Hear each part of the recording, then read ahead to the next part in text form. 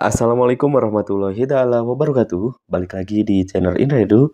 Nah, dalam kesempatan kali ini kita akan belajar bersama lagi yaitu materi pendidikan Pancasila kelas 8 SMP MTS Sederajat Kurikulum Merdeka. Ini pembahasannya adalah bab 2 tentang pedoman negaraku. Adapun sub pembahasannya itu adalah bagian B, fungsi dan kedudukan Undang-Undang Dasar Negara Republik Indonesia tahun 1945.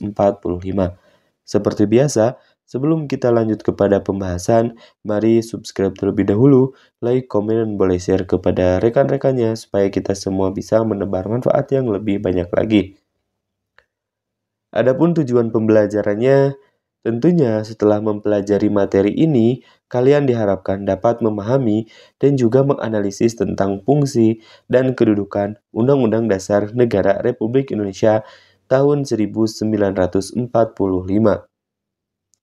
Nah, yang pertama, sifat dan fungsi Undang-Undang Dasar Negara Republik Indonesia tahun 1945. Sifat Undang-Undang Dasar Negara Republik Indonesia tahun 1945. Undang-Undang Dasar Negara Republik Indonesia tahun 1945 bersifat singkat dan supel atau luwes.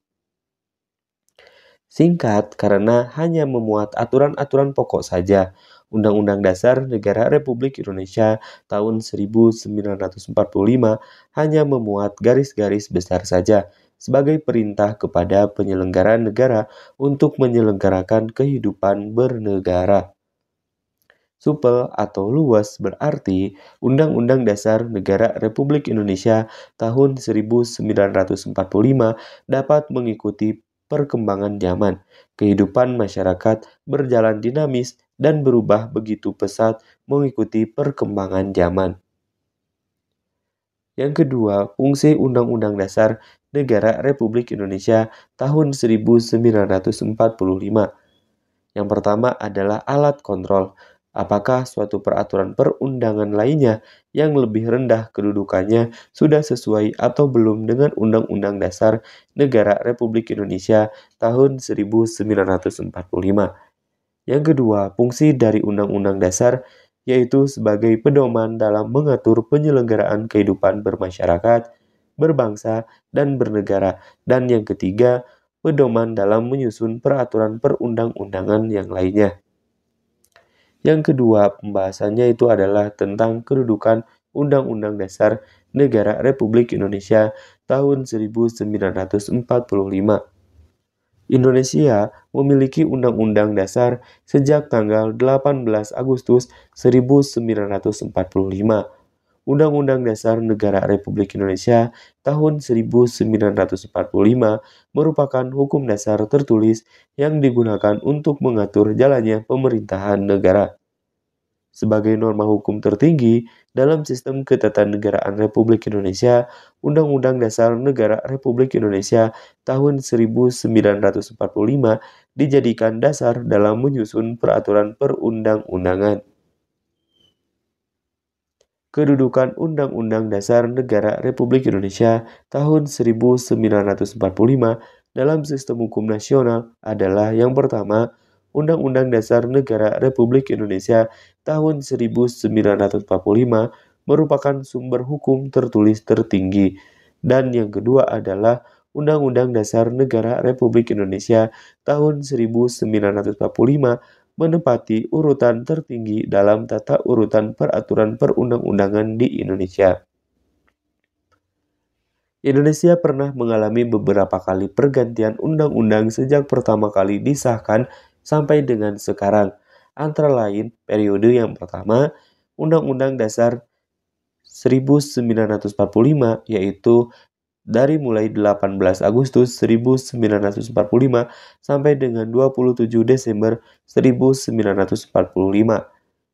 Periode yang kedua yaitu Konstitusi Republik Indonesia Serikat atau RIS, yaitu pada tanggal 27 Desember 1949 sampai dengan 17 Agustus 1950. Periode yang ketiga, Undang-Undang Dasar Sementara 1950, yaitu mulai berlaku pada tanggal 17 Agustus 1950 sampai dengan 5 Juli 1959.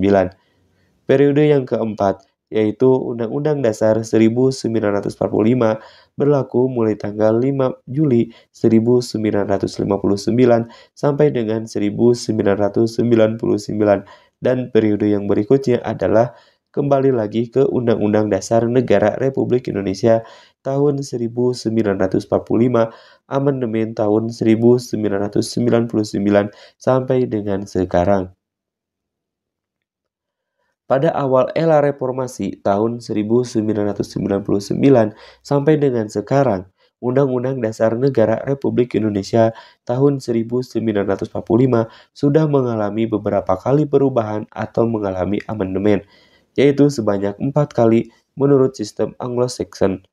Yang pertama, amandemen pertama yaitu pada tanggal 14 sampai dengan 21 Oktober 1999. Amandemen yang kedua yaitu pada tanggal 7 sampai dengan 18 Agustus tahun 2000. Amandemen ketiga yaitu ada di tahun berikutnya pada tanggal 1 sampai dengan 9 November tahun 2001.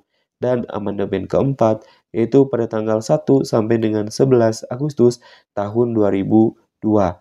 Nah, itu adalah 4 kali amandemen terkait dengan Undang-Undang Dasar Negara Republik Indonesia tahun 1945.